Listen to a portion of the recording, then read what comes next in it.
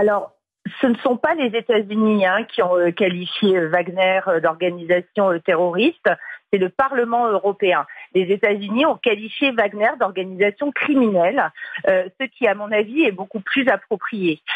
Pour ce qui concerne Wagner, moi, je pense que l'on se focalise beaucoup trop sur son volet militaire. Quand on parle de compagnie mercenaire, on s'intéresse uniquement au volet opérationnel de cette compagnie qui, en réalité, a de multiples cordes à son arc, à commencer par celui de la guerre informationnelle.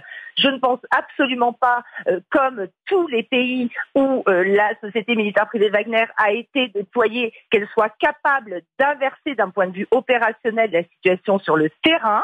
En revanche, dans le domaine de la guerre informationnelle, il s'agit d'un acteur absolument redoutable qui non seulement travaille sur les réseaux sociaux, comme cela est très souvent rappelé par la diplomatie française, mais qui est aussi capable de pénétrer les médias locaux, y compris ceux qui s'expriment en langue nationale, y compris ceux qui sont connectés avec les sociétés civiles. Et c'est là qu'il s'agit d'un acteur particulièrement dangereux. Ce sont des influenceurs. Il faut faire attention à ne pas s'intéresser uniquement au volet militaire de cette société. Le caractère mercenaire, par ailleurs, de cette entité fait oublier sa connexion avec la Russie et les liens qu'elle entretient directement avec le Kremlin, ce qui est aussi très important à mettre en avant.